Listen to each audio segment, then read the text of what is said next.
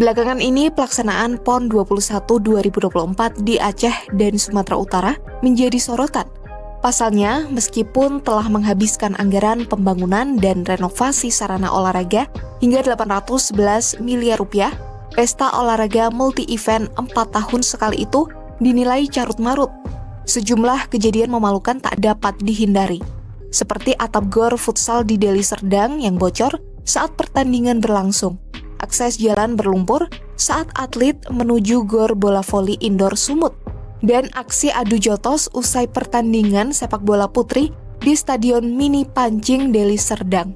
Kondisi yang tak jauh berbeda juga terjadi di PON wilayah Aceh, yakni terhentinya pertandingan cabur sepak bola putra karena Stadion Blang Paseh Sigli tergenang air akibat guyuran hujan beberapa jam sebelumnya.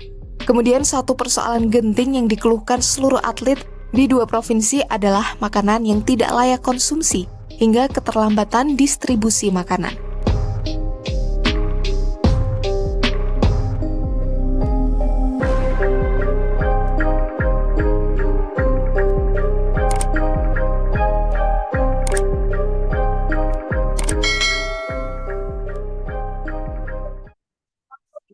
Halo Sahabat Kompas.com, selamat sore. Kembali lagi dalam program Obrolan Newsroom bersama saya Ica Rastika dan sahabat saya Robertus Bilarminus. Nah, kali ini kami akan menemani Anda membahas rangkaian peristiwa menarik mengenai PON ke-21 yang berlangsung di Aceh dan Sumatera Utara ya, Be? Ya, betul Mbak Ica. Nah, jadi perhelatan olahraga terbesar di Indonesia ini tentu penuh sorotan ya. Jadi sorotan masyarakat, dan namun bukan hanya dari segi prestasi atlet nih kali ini, tapi ada juga sejumlah insiden di dalam maupun di luar lapangan. Oke. Nah, kita akan membahas nih beberapa kejadian yang tidak mengenakan ya, Bet, yang cukup jadi sorotan, mulai dari konsumsi atlet yang dianggap tidak layak dan berbagai masalah teknis di venue penyelenggaraan PON 2021 ini ya. Iya, nah dan tentu saja juga ada kasus kericuan juga nih Mbak Ica kemarin dalam lapangan tuh, dari mulai wasit yang dituding tidak netral, kemudian juga konflik antara official team yang sempat menodai semangat sportivitas PON ini gitu.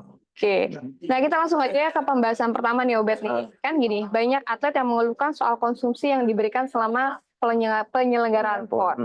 Nah, mulai dari keterlambatan distribusi sampai kualitas makanannya juga dianggap kurang layak. Nah, kita akan berbincang langsung nih dengan narasumber kita, pengamat olahraga Kesit Budi Handoyo. Selamat sore Pak Kesit. Selamat sore ya, Pak. Selamat sore. Selamat sore, Mbak. Selamat sore, Mas. Ya, terima Pak. kasih sudah bergabung. Terima kasih sudah bergabung ya Pak ya. Ya, sama-sama. Ya. Nih Pak, ini bisa menanggap sedikit nggak Pak soal peristiwa PON 2021 ini yang banyak kericuan terjadi di dalamnya, terutama soal venue yang sepertinya belum siap ya, tapi terkesan terburu-buru gitu Pak. Mungkin ada tanggapannya Pak? Ya, memang kalau kita ikuti pelaksanaan PON tahun 2024 ini ya di Aceh dan Sumatera Utara yang carut-marut, ya memang faktanya seperti itu ya, kegiatan PON yang sejatinya bisa mempertemukan seluruh atlet dari seluruh Indonesia bertanding dalam sebuah event multi event yang tentunya akan berjalan dengan dinamis, berjalan dengan enak, berjalan dengan persaingan yang sehat gitu ya. Tapi ternyata banyak persoalan yang melanda PON kali ini ya. Persoalannya bukan persoalan teknis semata ya. Kalau soal teknis sebenarnya hampir di setiap PON ada saja gitu ya. Entah itu protes di setiap cabang olahraga ya. Di beberapa cabang olahraga itu hal yang biasa gitu ya. Artinya sepanjang persoalan-persoalan teknis itu kemudian tidak sampai mengganggu jalannya pertandingan dan pertandingan bisa terus dilaksanakan, itu tidak menjadi persoalan yang serius. Tapi ketika persoalan lainnya yang bersifat non teknis, ini kan sebenarnya sungguh sangat ironis, karena persoalan-persoalan teknis ini, non teknis ini justru akan memberikan sebuah menurut saya bisa menurunkan semangat atlet untuk berlaga. Gitu. Bagaimana Anda mau bertanding ya ketika Anda memasuki arena ternyata harus blok-blokan dulu gitu ya, seperti yang tadi kita lihat gitu kan, untuk bisa masuk ke venue satu cabang olahraga itu aja masuknya setengah mati, belum lagi pada saat bertanding saya tiba-tiba atapnya bocor gitu kan, atau pada saat sedang mempersiapkan diri berlatih misalnya, kemarin juga di cabang menembak itu ya sempat atapnya bocor ketika hujan pada saat masing-masing atlet sedang menyiapkan mempersiapkan diri ya, berlatih untuk bertanding. Itu kan non teknis yang menurut saya memang bisa mengganggu konsentrasi atlet. Ini yang tentunya sangat disayangkan. Kenapa?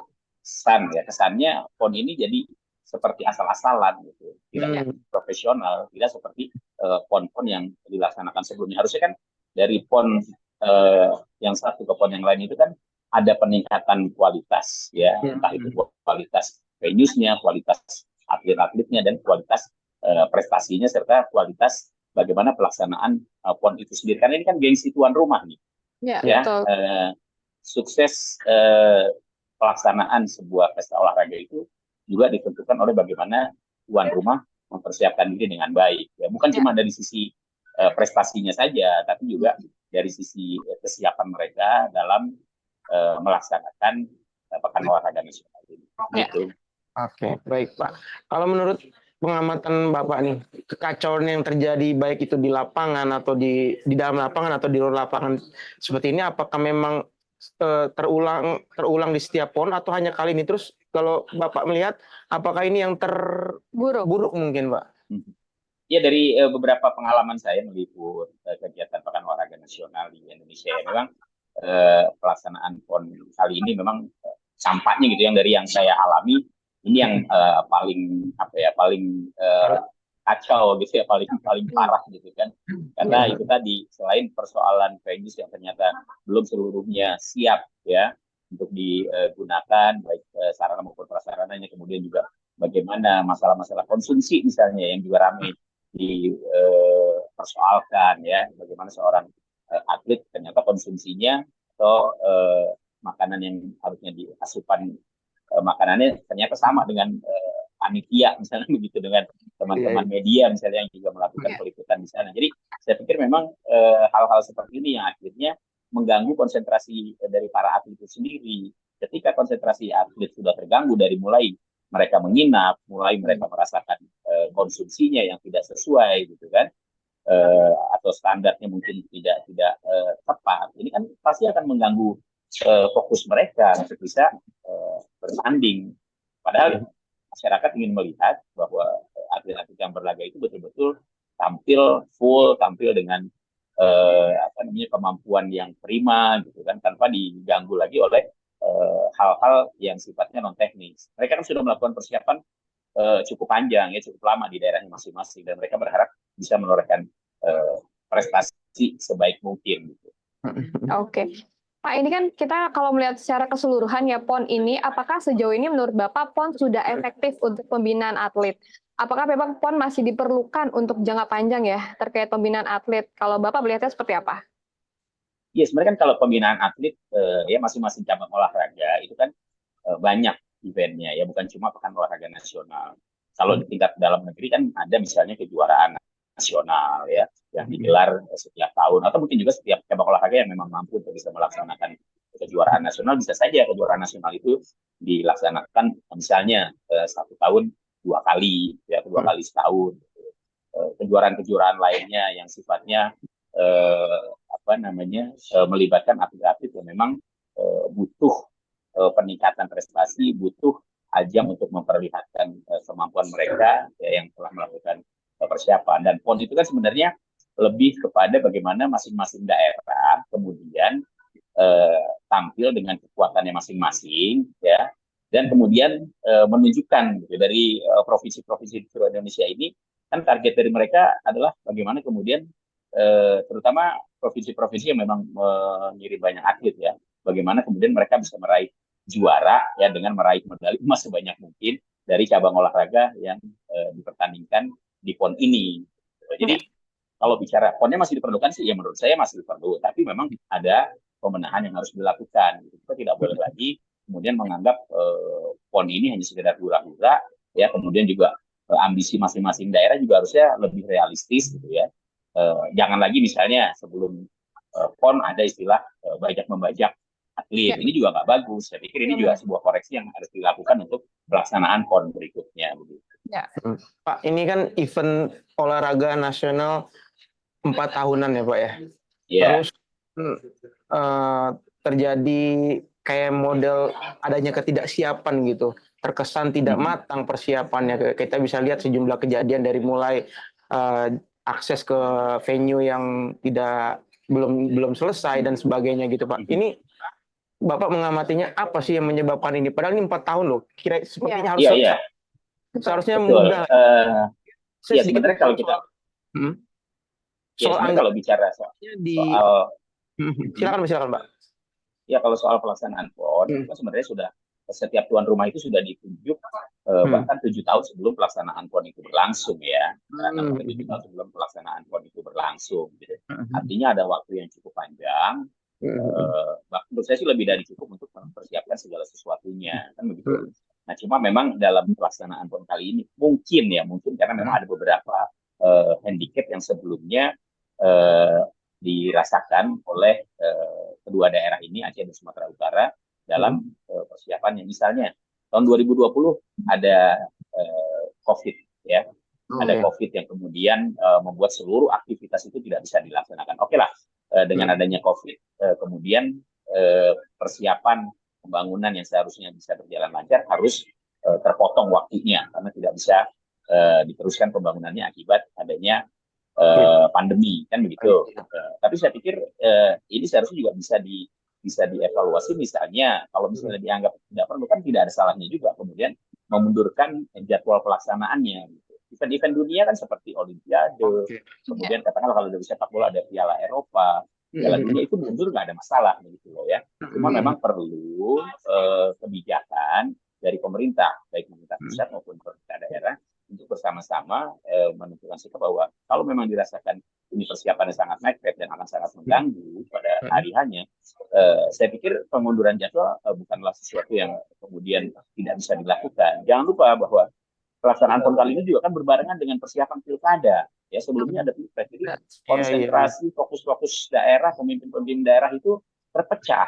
Ya, jadi menurut saya ini juga harus menjadi evaluasi. Ya kenapa misalnya PON ya pelaksanaannya kalau bisa jangan dilaksanakan dengan ada pilkada serentak atau kegiatan agenda-agenda politik di tanah air lainnya.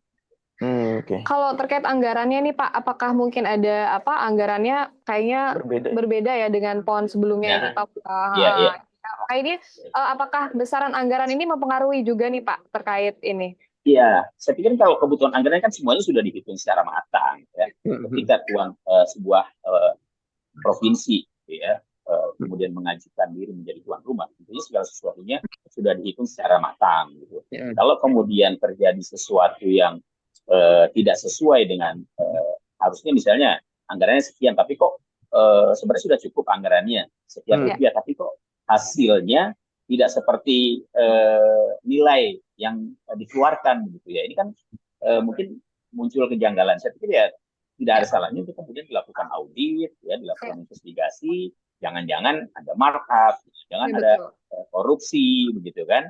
Saya pikir ini sesuatu yang menurut saya juga harus dilakukan supaya semuanya transparan. Oke. Ya Pak, ini juga mau menyinggung soal banyaknya atlet Indonesia yang bertanding di Olimpiade seperti Nurul Akmal dan Frederick ini juga ternyata ikut bertanding di PON. Ini baik nggak sih Pak buat kompetisi dan upaya memunculkan bakat baru gitu? Iya. Kalau saya sih kalau atlet yang sudah tampil di Olimpiade harusnya PON udah nggak perlu lagi gitu loh. Buat apa gitu kan? Prestasi mereka udah tingkat dunia.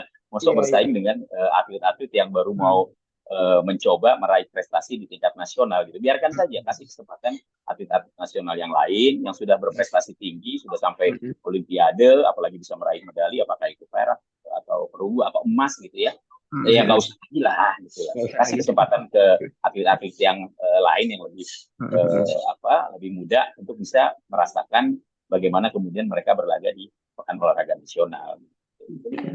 Pak, ini mungkin yang untuk pertanyaan terakhir nih Pak. Kira-kira saran dari Bapak untuk pemerintah untuk PON selanjutnya, perbaikan atau pernyataan Bapak, saran seperti apa sebaiknya ke depan tidak terjadi seperti ini? Ya, saya pikir ada pelajaran yang sangat berharga dari Pekan Olahraga Nasional tahun 2024 ini di Aceh dan Sumatera Utara, ya, bahwa evaluasi sudah pasti harus dilakukan, ya, persiapan harus lebih matang. Gitu. Jangan lagi kemudian kejadian-kejadian seperti ini terulang lagi. Gitu. Kita sudah terlalu lama loh, sudah banyak event ya pekan olahraga nasional yang diselenggarakan di Indonesia. Jadi kalau kemudian disuruh mengalami penurunan, ini kan sangat ironis. Kita pernah menjadi tuan rumah Asian Games tingkat Asia dan pelaksanaannya sangat luar biasa gitu. Jadi jangan kemudian kita justru drop ketika melaksanakan kegiatan pekan olahraga nasional yang diikuti oleh atlet-atlet nasional gitu. Kalau bisa ya harus lebih bagus lah, nggak boleh lagi terulang seperti yang sekarang ini. Oke, baik. Oke Pak, terima kasih banyak atas waktunya Pak. Oke, Banyak terima Pak. kasih sama-sama. Salam olahraga. Salam olahraga. Terima kasih. Oke, Mbak Ica, tadi kita udah ngobrol-ngobrol dengan Pak Kesit ya. Iya, betul. Soal beberapa memang yang disoroti soal tadi kayak semacam tidak ada ketidakprofesionalan memang dalam persiapan itu. Terus kemudian masalah juga makanan ya yang ternyata seperti berbeda gitu. Seharusnya kan untuk atlet itu harus standarnya itu harus berbeda karena mereka kan bertanding, butuh gizi, butuh energi dari makanan yang seharusnya disiapkan lebih baik lah ya. Pak Kesit juga tadi sepakat ya kalau memang harus dilakukan audit kan soal penyelenggaraan PON ini. Karena kan menurut dia anggarannya seharusnya sudah dihitung dan sudah cukup. Tapi mengapa ada kekacauan seperti ini? Jangan-jangan ada markup, mungkin ada dugaan penyelewengan. Nah makanya dia sepakat jika dilakukan audit. Dan kebetulan juga kan BPKP kan sedang melakukan audit ya Bet ya. Dengan mengirimkan 77 auditornya ke lokasi untuk melihat apakah ada ketidaksinkronan atau tidak antara perencanaan dan penyelaksanaannya di lapangan. Polri juga sebenarnya udah turun tangan untuk mengusut ini Mbak. Jadi memang katanya sudah ada laporan dari Kemenpora juga katanya ke Polri gitu. Jadi memang nanti akan ditelusuri apakah memang ada pelanggaran-pelanggaran yang ditemukan dari penyelenggaraan PON di Aceh dan Sumut ini. Oke, nanti kita tunggu aja ya. Kita tunggu. Katanya Polri saya mau bicara. Oke, ini kita sudah terhubung dengan Ketua Panitia ini ya. Pengawas Pengarah Bidang Media PON 21 Pak Raja Parlindungan. Oke, Pak Raja. Ya. Apa kabar? Selamat malam. Selamat malam, Pak. Ya. Pak, maaf Pak, kameranya boleh di landscape ya, Pak? Kameranya, Pak. Diputar. Kameranya diputar, Pak, di mode landscape, Pak. Oke. Ya. Ya. Oke, Pak. Ya. Oke. Ya, Pak. Gimana, Pak? Silakan, Pak, tanggapannya untuk PON di Aceh dan Sumut. Teman-teman ya. Jadi saya berharap kalau kita menyampaikan sesuatu itu yang objektif lah gitu ya.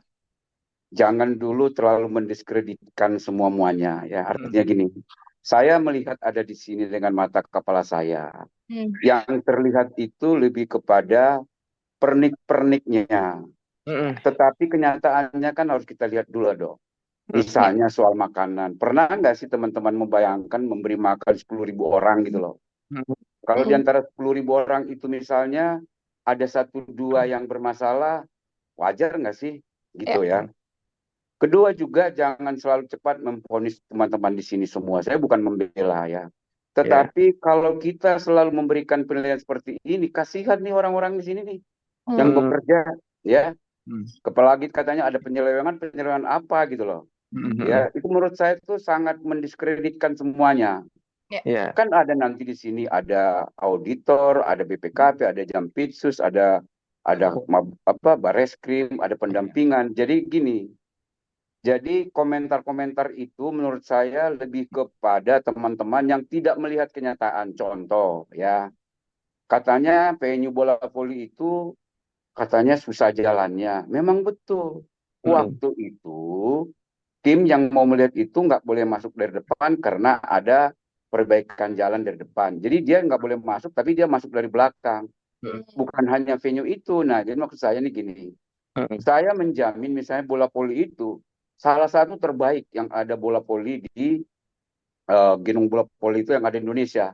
Bahkan di Istora juga kalau kita bandingkan kalah tingginya. Terus kemudian waktu tingginya ya, kemudian luasnya, broadcastnya dan lain sebagainya gitu loh ya.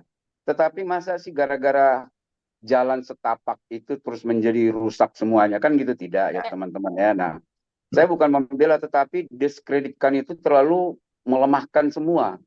Artinya, coba bayangin enggak, Papua itu 10 triliun, ini 1 triliun 1,8 cuma, bisa nggak sih dibayangin gitu ya. Jadi maksud saya di sini perlu kita betul-betul melihat, jangan seluruh komentar-komentar itu tanpa melihat ke lapangan ya.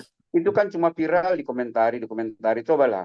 Tapi pembangunan misalnya gedung bola voli itu dengan landscape-nya itu beda. Dan pembangunan itu baru berakhir tanggal 31 Desember. Nah, tapi kalau kita judge sekarang seperti itu, kasihan gitu loh.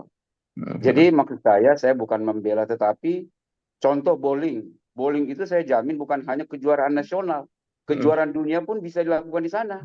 Kalau mau standarisasi, ada ruang dopingnya, ada ruang untuk atletnya, ada ruang istirahatnya, hakim, ada juga untuk pengamanannya, peralatannya gitu. Coba kita lihat misalnya Stadion Madia. Saya jamin dibandingkan dengan yang lain, dia kalah hanya dengan Stadion Madia di Stadion Thomas Senayan. Kenapa? Karena stadion ini memiliki persiapan, memiliki suatu stadion pemanasan. Saya waktu itu kebetulan ikut di Asian Games, untuk mother sport itu atletik dibuat di Stadion Thomas Senayan. Tapi Stadion Madia itu kita tutup. Karena apa? Karena disitulah ditempatkan sebagai stadion pemanasan. Baru dibuat jalan ke dalam itu untuk melihat. Nah, artinya gini, ada kelemahan-kelemahan, tapi jangan dijudge ya. Jangan diberikan penilaian ini. Kasihan nih orang-orang di sini nih yang ada sekitar 5.000 yang mendukung ini, petugas-petugasnya. Gitu loh ya. Boleh kita memberikan kritik, tapi yang konstruktif dong ya. Jangan nilai setitik rusak susu sebelanga ya. Misalnya disebutkan selewengkan, apa yang selewengkan? Ya, kasihan itu orang-orang itu. Ya, kan udah diklarifikasi sama Menpora.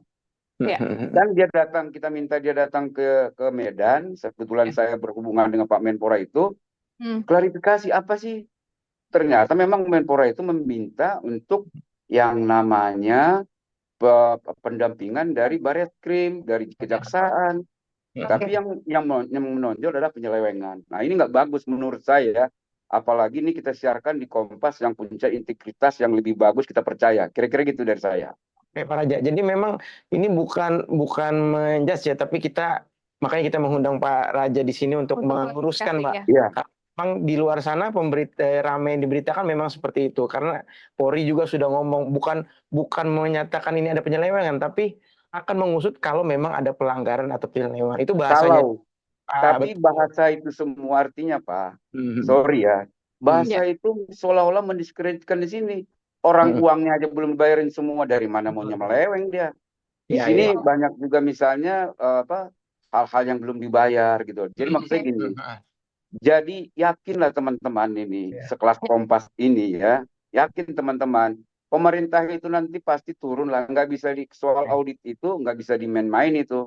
Mau kita tutup-tutupin pun nanti dari mana pasti audit itu akan turun. Ini uang negara, sepeser juga uang negara ini akan dipertanggungjawabkan.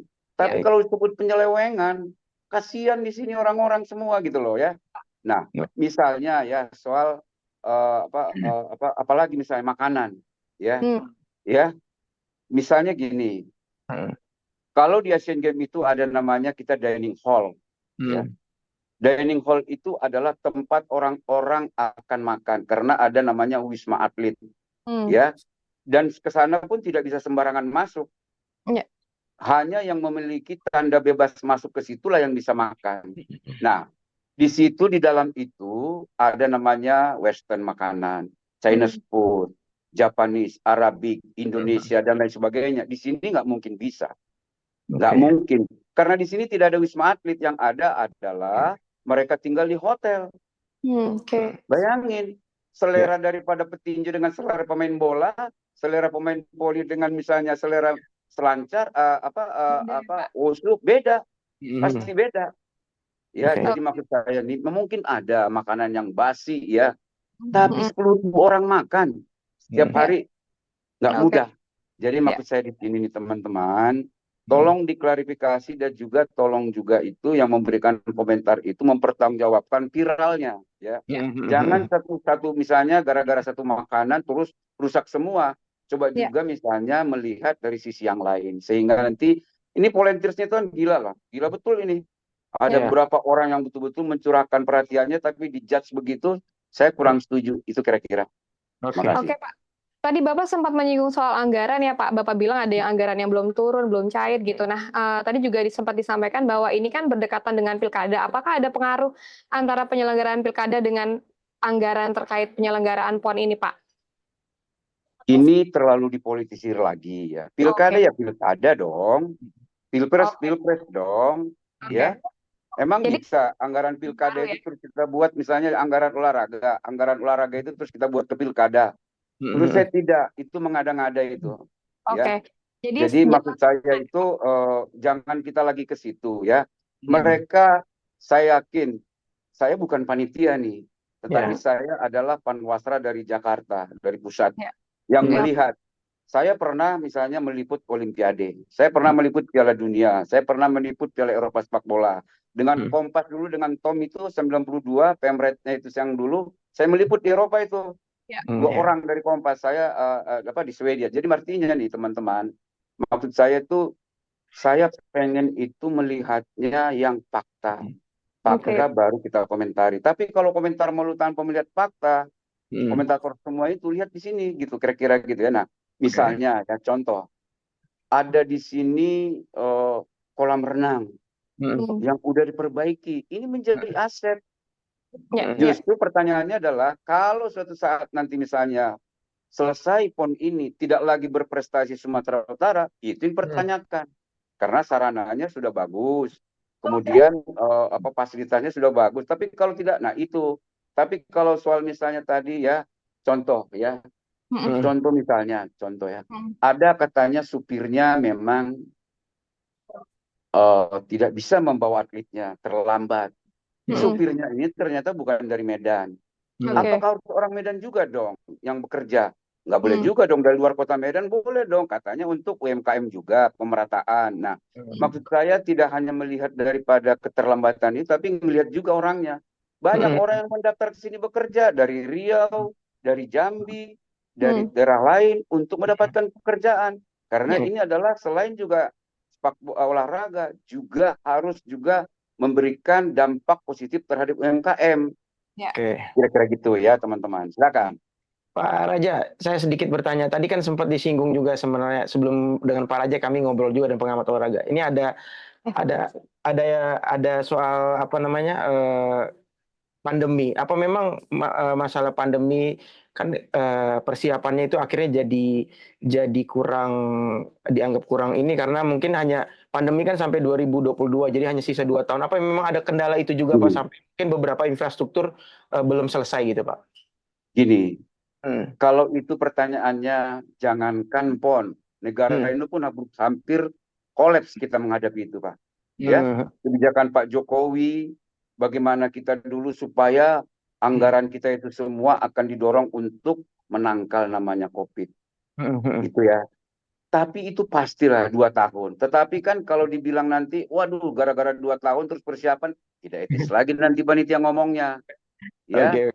Jangankan ekonomi kita pun waktu itu hampir tergopoh-gopoh kita kan karena memang seluruh kegiatan jalan pun mungkin kebijakan Pak Jokowi di infrastruktur akhirnya terfokus untuk diberikan kepada bagaimana kita mengatasi COVID. Nah, tapi saya tidak mau mengatakan bahwa itu menjadi kendala, ya, karena nanti itu menjadi excuse juga dong. Nah, itu bagian dari kepanitiaan. Nah, tapi faktanya begitu. Begitu. Tapi sisi lain misalnya gini. Sisi lainnya adalah gini misalnya ya. Sisi lain daripada PON ini adalah ya 15.000 orang datang ke Sumut. Sumut doang nih karena saya ada di Sumut. Belum lagi supporternya. Itu supporter Jawa Timur, Jawa Barat. Berapa perputaran uang yang ada di sini? Belum lagi orang melancong ke Danau Toba, ke Brastagi, ke Siantar melihat tinju. Nah, maksudnya kenapa sih nggak sekali-sekali kita ungkap itu? Yang diungkap misalnya yang viral doang di bola voli gitu loh. Coba kita lihat dari itu. Jadi maksud saya nih, kenapa misalnya dibuat di 10 kota kabupaten supaya ekonomi itu tidak tertumpuk di kota Medan. Misalnya di Brastagi juga ada penonton, bahkan souvenir-souvenir maupun jersey-jersinya itu habis. Nah, inilah yang saya maksud itu, teman. Ya, oke. Betul-betul bisa kita maksimalkan. Oke Pak, tadi kan Bapak sempat bilang ya, sejumlah masalah itu hanya bagian kecil dari penyelenggaraan PON. Sebenarnya di balik itu juga banyak hal baik yang tadi Bapak bilang sampai memajukan UMKM daerah lokal gitu. Nah, lantas menurut Bapak secara keseluruhan bagaimana sih penyelenggaraan PON tahun ini? Hasil evaluasi mungkin ada, sejauh ini sudah ada evaluasi. Nah, menurut Bapak seperti apa? Dan evaluasinya tuh sejauh ini disampaikan ke panitia tuh seperti apa gitu Pak? Gini, evaluasi pasti ada. Ya. Ini dari KONI Pusat menurunkan tim yang namanya Panwasra. Ya, Panwasra itu adalah melihat dari dekat dengan mata kepala sendiri, dan mereka akan mencatat itu. Bahkan melibatkan dari akademisi.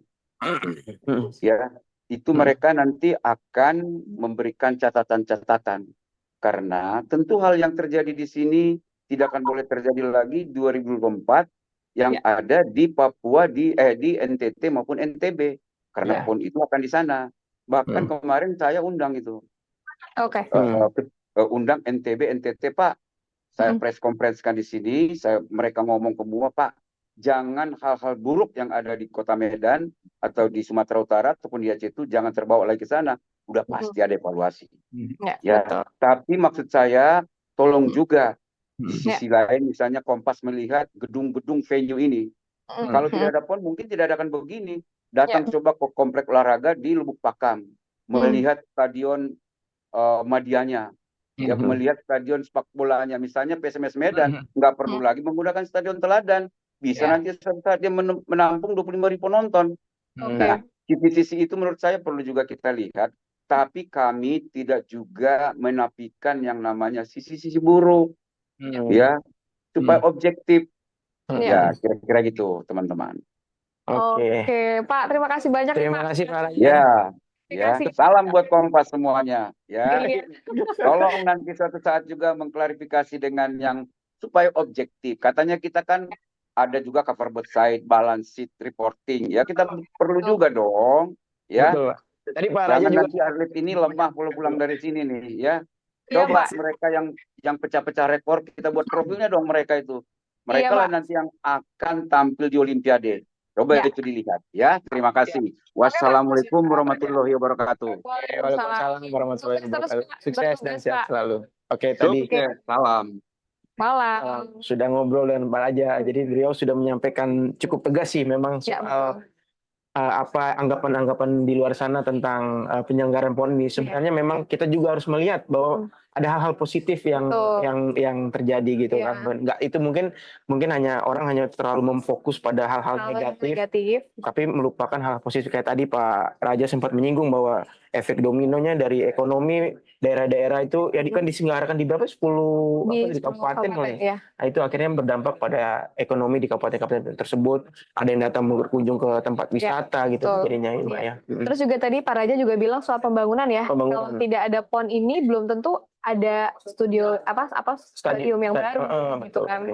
Dan itu pun PON ini juga menjadi kebanggaan ya bagi daerah yang menyelenggarakan ya, bagi Sumatera Utara dan Provinsi Aceh gitu. Nah, sebelum kita lanjut nih Bet, kita punya video yang harus ditonton sahabat kompas.com. Video pernyataan Presiden Joko Widodo mengenai PON 21. Siap. Presiden Joko Widodo berjanji akan mengevaluasi penyelenggaraan PON 21 Aceh Sumut 2024. Sebelumnya, penyelenggaraan PON banyak dikeluhkan, termasuk makanan berupa roti dan santan kemasan yang disediakan oleh panitia. Jokowi menekankan bahwa semua kegiatan terkait pemerintah selalu dievaluasi untuk melakukan koreksi dan perbaikan di masa depan. Pernyataan itu dikatakan Jokowi usai meresmikan kawasan Indonesia Islamic Financial Center di Jakarta Pusat pada Selasa 17 September 2024. Makanan ada santannya, ya itu dicek di panitia lah. Nanti tanyakan ke Menpora. Tapi akan ada evaluasi ke Kemenpora? Semua yang berkaitan dengan kegiatan-kegiatan pemerintah selalu dievaluasi. Kalau ada koreksi ya dikoreksi untuk perbaikan-perbaikan ke depan. Saya kira dalam event besar pasti ada koreksi, pasti ada perbaikan pasti. Baik masalah venue, baik masalah konsumsi, baik masalah akomodasi, semuanya pasti ada yang perlu kita perbaiki. Menteri Pemuda dan Olahraga Dito Aryo Tejo meminta maaf buntut sederet masalah dalam Pekan Olahraga Nasional atau PON ke-21 2024 di Aceh dan Sumatera Utara. Dito mengakui memang ada koordinasi yang memakan waktu antara pihaknya dengan pemangku kepentingan penyelenggaraan PON.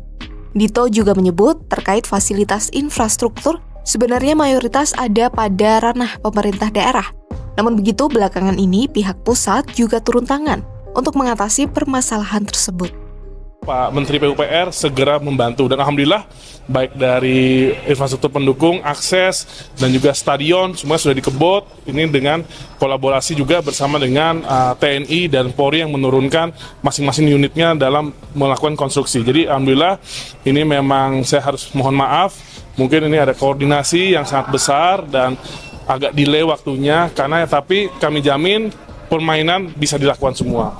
Tapi memang ini mendukung sarana yang lainnya kita bereskan.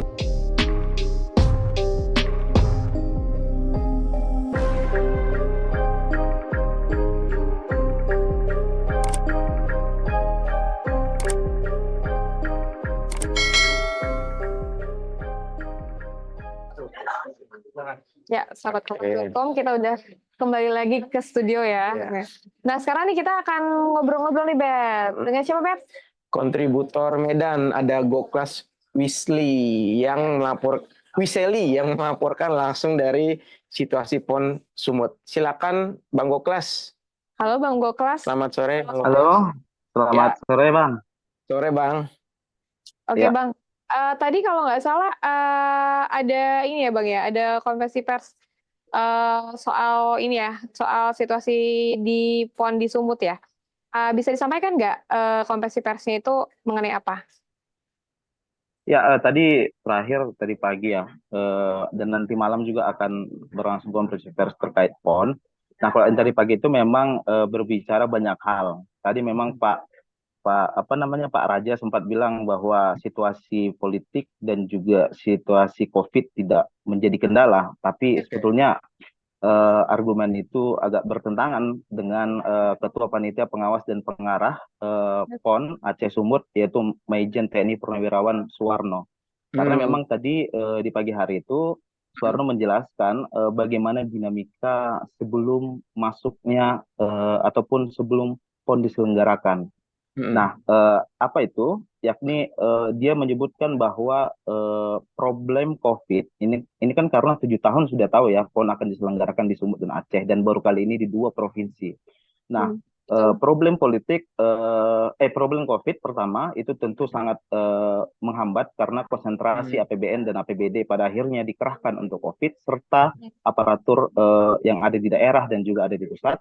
Selain daripada itu juga pemilihan presiden dan wakil presiden itu juga sangat mempengaruhi konsentrasi dari setiap penyelenggara untuk PON, dan yang terakhir juga menjelang pilkada itu sangat berpengaruh ya terkait dengan penyelenggaraan ini, karena bagaimanapun orang-orang yang ada di dalam pengurus besar PON ini juga terlibat di dalam artinya adalah orang-orang Pemkab dan orang-orang yang ada di pusat juga.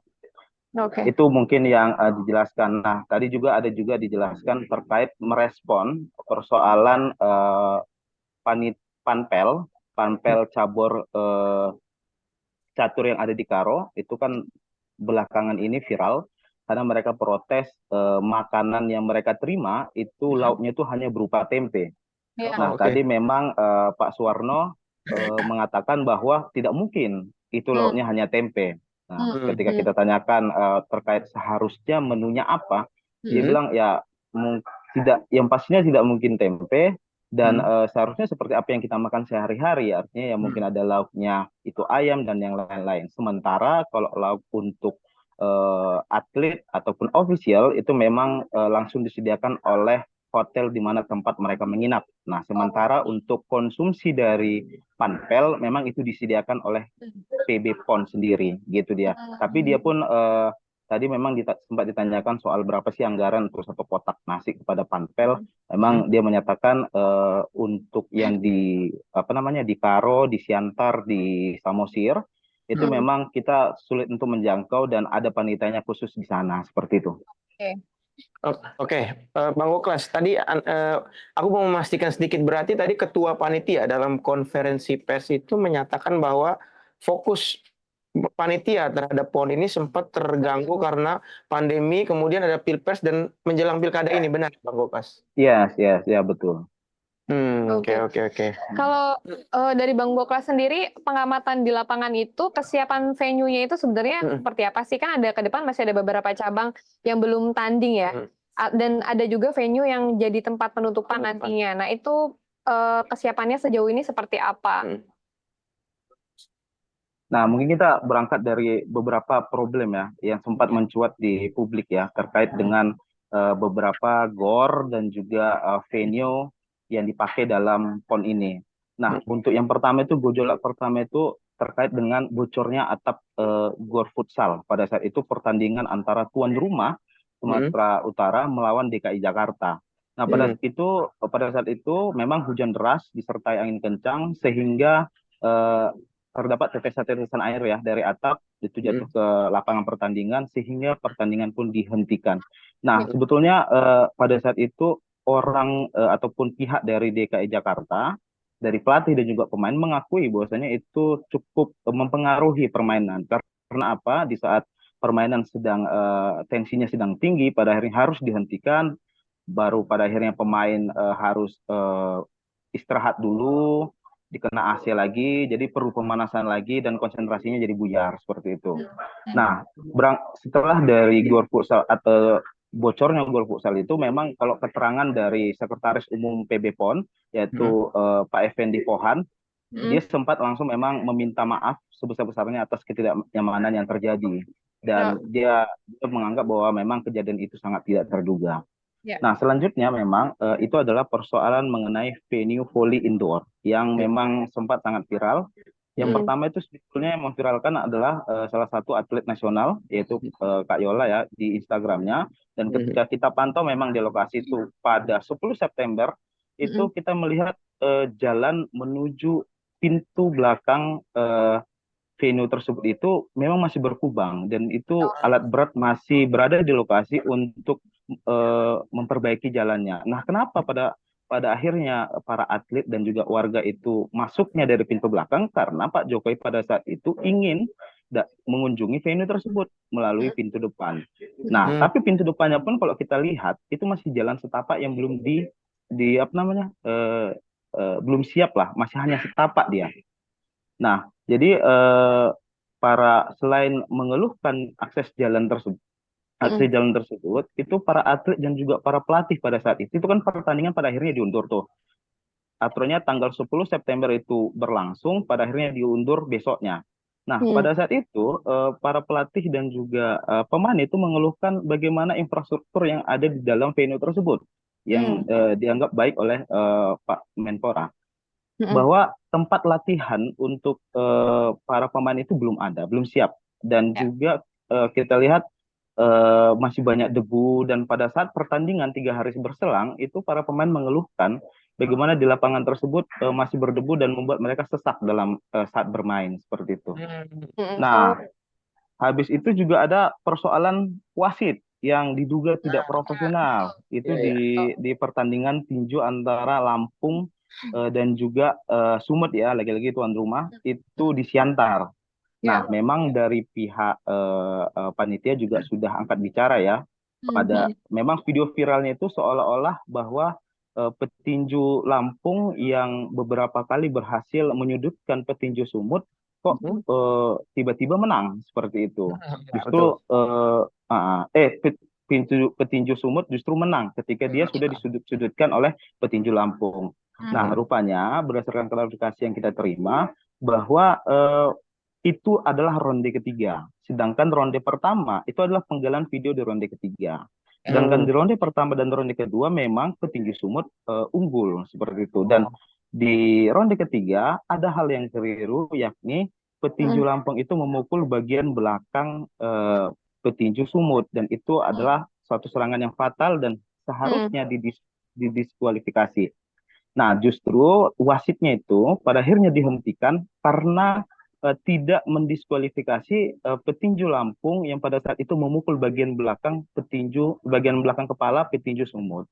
Nah, itu kontroversial lagi. Dan yang terakhir tadi yang makanan di Karo. Begitu. Nah, untuk stadion utama yang akan dipakai nanti ya untuk penutupan PON, itu tadi kita ada wawancara sedikit dengan Pak Baharudin ya, dia sebagai Kadispora Sumut dan juga sebagai Ketua Harian ya PB PON yang ada di wilayah Sumatera.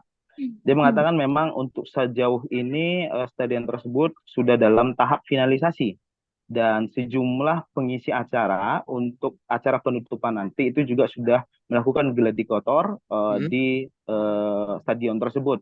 Dan rencananya memang tanggal 19 September malam itu akan dilakukan gladi bersih. Jadi dia tentu sangat optimis stadion tersebut akan dipakai untuk penutupan PON, dan direncanakan dan diharapkan juga Presiden Jokowi nanti akan datang untuk meresmikan. Seperti itu. Ini udah lengkap banget nih ya laporan dari Bang Goklas nih, luar biasa. Oke deh kalau gitu, terima kasih ya Terima kasih Bang Goklas atas laporannya. Semoga kita bisa ngobrol-ngobrol lagi. Selamat kembali bertugas. Terima kasih Bang. Terima kasih Mas dan Mbak. Ya. Siap. Oke. Nah, Bet, tadi tuh udah jelas banget penjelasan dari Bang Goklas ya soal venue itu kondisinya seperti apa. Sama kesiapan stadion untuk penutupan ya. Iya, itu seperti apa yang sempat viral, lalu dicek ke lapangan, di lapangannya seperti apa gitu. Oke. Mbak Ica, silakan. Jadi sebenarnya soal permasalahan PON ini, Menteri Pemuda dan Olahraga Dito Aryo Tejo udah minta maaf ke publik juga ya, Bet ya. Jadi karena ada kendala ini, Menpora sudah meminta maaf. Lalu Menpora bilang bahwa venue itu sebenarnya sudah selesai 100%. Tapi memang diakui akses menuju lokasi pertandingan itu yang belum selesai. Karena ini cuma tanggung jawabnya bukan cuma dari pemerintah pusat, tapi ada tanggung jawab pemerintah daerah juga terkait akses dan pembangunan venue gitu ya. Oke, iya. Oke. Ini kayaknya kita udah ada mau putar lagi video atau? Nggak ada ya? Oke, kita kayaknya udah sampai di penghujung acara ya Mbak Ica. Oke, kita akan pamit ke sahabatkompas.com. Mungkin sampai jumpa lagi dalam obrolan news berikutnya. Semoga nanti ada perbaikan dalam penyelenggaraan berikutnya ya, 2028 nanti. Ya. Oke, sampai jumpa di obrolan news berikutnya. Tetap pantau berita-berita kompas.com. Obet grogi banget. Oke, sampai jumpa sahabat kompas.com. Terima kasih. Selamat sore. Selamat sore. Wasit yang memimpin PON Sultan Aceh itu sanksinya apa ya Mas? Lalu di pemainnya juga apakah akan disanksi? Ya, kemarin di sini juga ada Pak Sekjen PSSI, dan kemarin Pak Ketua PSSI sudah menyampaikan bahwa dari PSSI menurunkan tim khusus di mana untuk memberikan sanksi yang berat, baik itu untuk wasit dan pemain, dan kita akan melihat karena itu ranahnya PSSI, dan kami mendukung karena pada prinsipnya kami selalu ingin yang namanya pertandingan, apalagi ini perhelatan PON, ini harus benar-benar fairness-nya ada dan juga sportivitas. Bagaimana dengan area menembak di PON Aceh yang dikabarkan ambruk karena hujan itu? Ya, tadi saya juga mendapat laporan bahwa ada sebagian yang ada bocor hujan di lapangan menembak, dan syukurnya pada saat kejadian sedang tidak digunakan dalam pertandingan maupun tidak digunakan untuk latihan. Jadi dari pihak PUPR sudah langsung gerak cepat memberikan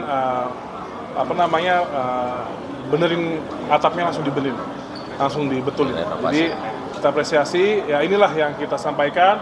Pastinya semua perkembangan faktual terkait PON, jika ada kekurangan atau catatan, pasti kita langsung berusaha tindak cepat agar ini bisa pastinya memastikan penyelenggaraan PON ini bisa berjalan lancar dan sukses. dan juga menjadi evaluasi kami bagaimana kita menyikapinya hari per hari. Dan harus diingat, PON ini ada di 2 provinsi dan ada 65 cabang olahraga plus 11 cabang olahraga eksibisi, di mana artinya ada 76 venue. Nah, jadi ini harus dilihat secara luas. Mungkin ada catatan 1-5 venue yang sekarang kita kebut karena memang kita akuin ada kekurangan, tapi ini penyelenggarannya total ada 76 cabang olahraga. Kita juga tetap harus mengapresiasi bagaimana pemerintah daerah, baik Aceh dan Sumut, sudah bekerja keras dan kerja cepat untuk penyelenggaraan PON ini. Jadi semua catatan masyarakat dan kritik masyarakat kita terima dan kita jadikan ini catatan buat melangkah dan memperbaiki langsung di tempat dan cepat. Kalau untuk konsumsi makanan pengimat yang basi itu, nah itu kalau dari Menpora ini dapat laporan belum sih dari Barreskrim, tindak lanjutnya seperti apa? Apakah sudah ditemui? Jadi untuk semua laporan konsumsi, terlebih yang melalui sosial media atau pasti kita tindak lanjuti, di mana contoh ada yang viral konsumsi diisi santan. Itu ternyata hoax dan merupakan bercandaan oknum. Nah, seperti ini juga kita pasti fact check mana yang salah, pasti kita tindak tegas, mana yang kurang kita tindak tegas juga. Jadi semua akan kita jadikan sebagai bahan rujukan. Nah, ini yang menyebarluaskan itu yang hoax tadi itu gimana, Mas? Apakah sudah dilaporkan? Ya, ini kemarin kita udah cek lagi, akunnya udah dihapus semua. Jadi ini juga kita minta tolong ke seluruh para masyarakat. Kami sangat terbuka untuk kritik dan kami tidak anti kritik. Tapi mohon dibantu juga, mana yang hoax dibantu juga, itu jangan disebarluaskan. Tapi kalau ada catatan kekurangan, kita terima dan kita benarkan.